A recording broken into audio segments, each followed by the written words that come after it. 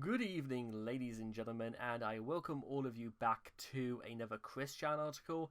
Now, I kind of even though technically St. Patrick's Day was yesterday, I kind of just want to read this part out just for the sake of it. I am a Christiana Western or Chandler, Sanachu's old man, an inspiration of this website. This is me wiki, and I'm plastered. Fucking Egypt. They couldn't even put in some actual, Gaelic slang or swearing in that. Well, what is this But they couldn't even put in any Guinness in there. That's just.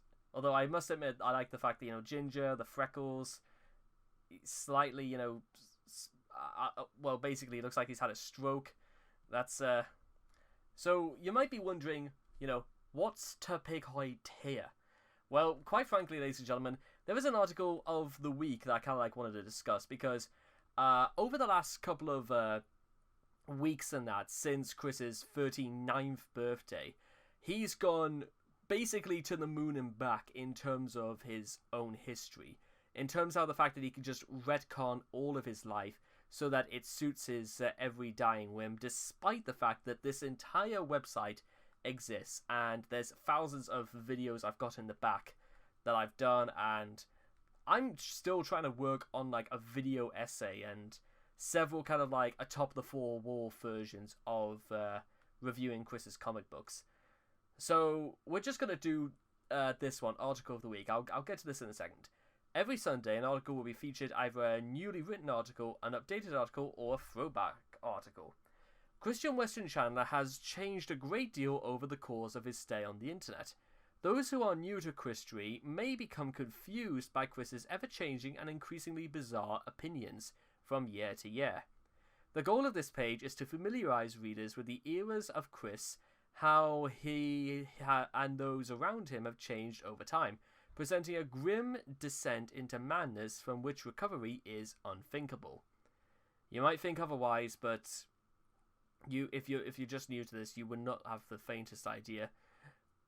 Part brief history and part brief character study with some speculation needed. This page has been split up into 5 sections, and we're going to be doing about the first, or we'll probably may as well just do all of these, depending if there's several pages anyway. Anyway, Christorical eras. All the world's a stage, and all the men and women merely players. They have their exits and their entrances, and one man in his time many parts, his acts being 7 ages. William Shakespeare. Although technically the first part is technically Neil Peart, but that album's 40, Moving Pictures is 40 years old, man. Anyway, Chris from the ages, from left to right, up from left, there we go. From 2005, 2009, 2016, and 2020. With Chris somehow, I think, having a scarf around his throat. Again, if you're just kind of new to talking about Chris, then I'll put in some context. Christian Western Chandler has changed a great deal over the course of his stay on the internet. Okay, we just read that part. Okay, so we'll do the pre-discovery part first, 1982 to 2007. While Chris blames trolling as the root of his issues, his biggest character flaws first became apparent during his childhood. It must be said that the attention Chris gained did little to change his behaviour. Rather, Chris gained the attention of the internet because of his behaviour in the first place. This includes, but is not limited to, drawing a comic book called Sonnet. I was going to say the Amazing Adventures. No, it's just called Sonichu, which is just this horrifying amalgamation of Sonic the Hedgehog and Pikachu, and basically demonizing people in real life, demonizing completely innocent people, making horribly racist remarks in regards to the fact that he will never date a black person, and much more. Anyway, where were we? It can be assumed that Chris's victim complex and sense of entitlement is due in part to his parents coddling him. Both Barb and Bob frequently defended their son to the point that they pursued a court case against the Faneuil Green Elementary School due to the alleged mistreatment of Chris. The couple's lack of disciplinary actions possibly originated out of the fear that harsh treatment would break Chris, leading to another period of muteness or worse. Whatever the cause of Chris's egotism is, his feeling of entitlement would reach a breaking point during college. It was at this point when Chris's lack of a girlfriend, read presence of virginity, pushed him to seek out a significant other, a boyfriend-free girl. His decently normal attempt at getting a boyfriend-free girl in high school had failed, so Chris's thought process turned to a cartoonish plot that he believed would somehow work in place of socially acceptable behavior that had gotten ever so-called jerk a girlfriend. It was with the advent of his love quest that Chris proved himself oblivious to social norms to the highest degree, even for someone with autism. I can vouch for that. Instead of actively trying to improve himself, the infamous attraction sign and lesser known but equally bizarre red string of fate were Chris's reasonable girlfriend attaining methods of choice. The whole world seemed to be against his noble goal, from Mary Lee Walsh to the security at the locales he haunted. Rather than his pushback discouraging Chris, it only seemed to harden his resolve. The alternate reality of Quickville is in Chris's Sonitude comics illustrate his desire to succeed and control is representative of his inability to accomplish such things in reality. Some might argue that might be the entire point of fiction and fantasy in the first place, but we are talking stuff that even in fantasy is a little bit unimaginative in Chris's mind. Battling the evil Slaweel Ryan, although with that being said, trying to cure homosexuality is a very different sort of goal. Not noble. Jerkops, a physical manifestation of his views on homosexuality, and a woman with a penis, Chris in his comics has all the strength, autonomy, and charm that real-life Chris lacks. If you could call any of that true, either. The creation of his own vivid world allowed Chris to deny the hardships of real life and make no attempt at self-improvement. When viewed through the lens of a wish-fulfillment fantasy, the comics became depressingly revealing and disturbing. Despite Chris's attempts at painting himself as heroic with Crayola markers, the comic version of himself is shockingly violent. The crimes committed by Comic Chris may be nothing more than an outlet to vent anger, but the brutality depicted is far from acceptable coping method. Emotion and reason are in Sonitude are simplified and basic as in the case with most child-targeted media, but Chris actually believes the characters of the comics and the actions they take are realistic. The Sonitude comics are the first insight into Chris's unreal sense of self and tenuous relationship with reality. Chris cites his parents as being old-fashioned with conservative beliefs, but it is likely that his ideas on race came from the media he consumed. Unaware of parody in shows like Family Guy, Chris took stereotypes as fact and viewed minorities as individuals lacking complexity. Some bigotry aside, Chris's racism was far less prevalent or identifying as his homophobia.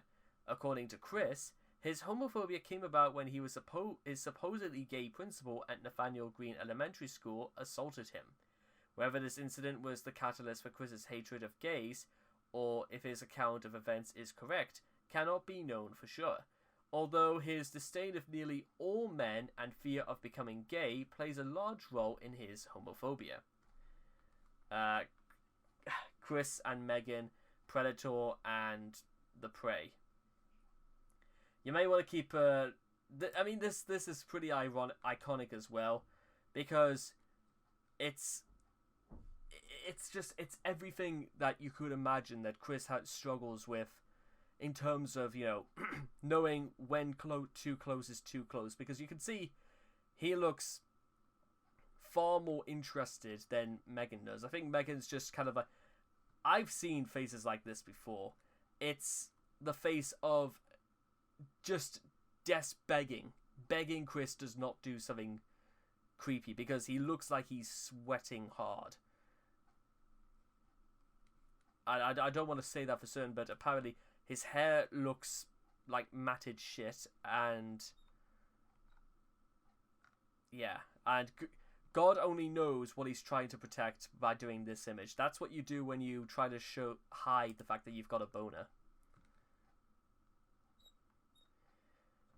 Chris's relationship with Megan Schroeder encapsulates every reason why he is so undesirable as a friend and a potential boyfriend. Autism undoubtedly hindered his ability to understand how to get a woman to like him, and he would simply become a fan of whatever cartoon Megan was into. This is true. This approach is probably based in the reasoning that if Chris became her friend due to Yu-Gi-Oh!, becoming a boyfriend would be as easy as sharing more interests with her. Megan didn't appreciate this method, but she did realize that Chris's obsessions with her hobbies could be turned into profit. So she had him buy photos from the Second World War on eBay for her. If Chris wasn't as easy to take advantage of, their relationship might not have lasted for as long as it did. Despite Megan being the closest gal pal Chris had ever known, he couldn't stop himself from being a creep against her wishes.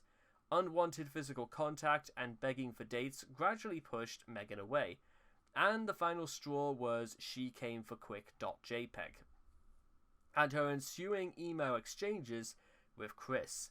His inability to take full responsibility for the defacement of his closest friend doomed their relationship. I mean, how else was it not going to do that? Also, if you're unfamiliar with the She Came for Quick.jpg, that's the image where Chris satisfies a naked man by shoving two of his fingers into Megan's vagina while he gives a thumbs up. Yeah. Thinking all personal problems are created by external sources is one of the most detrimental things a person can believe, and it is the common denominator that runs through all eras. And this, again, it's a result of Chris taking no accountability or responsibility for anything that he does. And you may call these people trolls. Some of them are indeed trolls and not good people. However, some of them range, and not all of them are blameless. Because Chris is not blameless himself, and we'll get to that in a second. Aside from what was shown earlier, from homophobia to flat-out racism. Classic trolling, 2007 to 2011. Chris had trouble operating in a society which wasn't, contrary to his belief, going out of its way to make him miserable. So an incorporeal force of saboteurs trolling him made Chris' worst attributes rear their ugly heads. Chris showed himself to be a goldmine for trolling, because of his obvious goals, his boundless naivete, and most importantly, his reactions. The first sign that Chris was a prime trolling target was his response to Evan's email. 4chan's homoerotic fan art provoked Chris into writing a response which revealed his hubris, believing the trolls to be well-intentioned but misinformed fans. The trolls and observers which gathered round him bolstered his ego as he believed they truly enjoyed his comics. Legendary trolling ensued.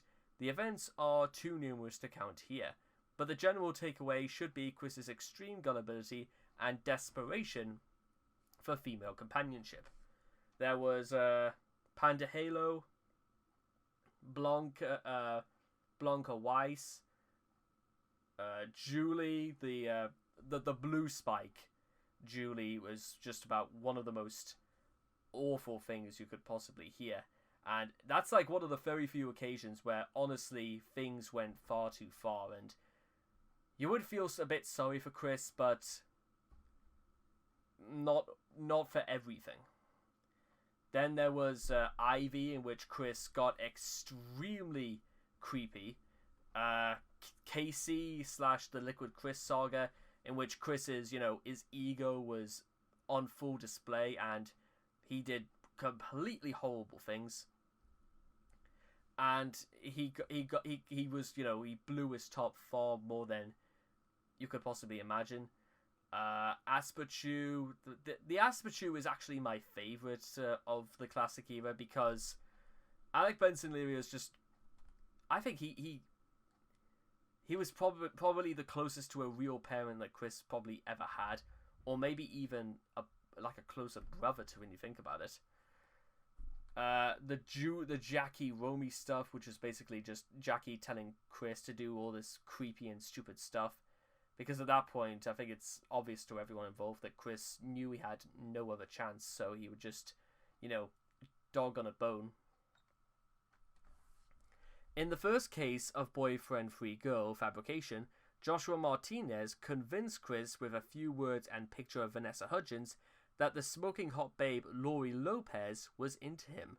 While one cannot entirely blame Chris for thinking a girl had romantic interest in him, the slightest bit of self-awareness would have made him realize that Lori was fake. It is strange that a girl I've never met is interested in me now, despite my direct approach with the attraction sign repeatedly failing, was not a thought that crossed Chris's mind. Even after Lori was revealed as a fake, Chris jumped to the next opportunity at a girlfriend, Blanca Weiss, who was another troll. Chris and Blanca separated only a couple months after they began contact, and she was immediately replaced with Panda Halo, who was, you guessed it, yet another troll. Next came Julie, then Ivy, followed by Casey, sort of, then Jackie, and so on and so forth. What trolls lacked in originality, Chris made up for in blind acceptance.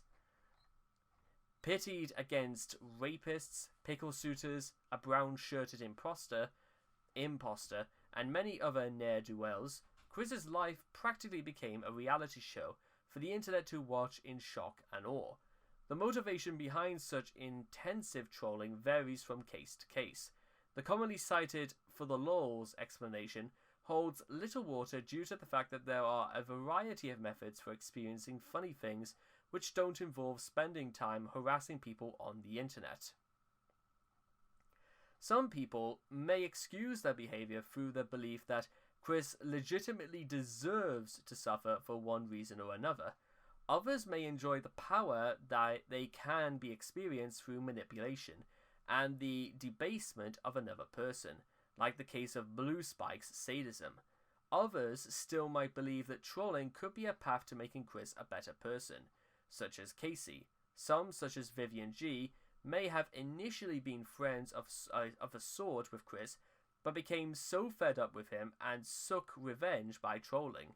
Infinitely more information is available on Chris and the often primitive desires behind his actions than the combination of every troll who has manipulated him, so the exact motives behind some individuals may be lost to time. Tom Girl / Transgender 2011 to present. The biggest change Chris has undergone is that of his gender identity, shifting from identifying as male to identifying as female over the course of several years beginning around 2011. His laziness is a factor impeding his efforts to pass. His face has gone unshaven again and again. The altercation of his voice in order to sound more feminine rarely lasts more than a minute in any video. However, the drastic measure of Chris slicing his taint open, I'm sorry if you did not know that, as well as taking hormone replacement therapy, speaks to a legitimate desire to be female.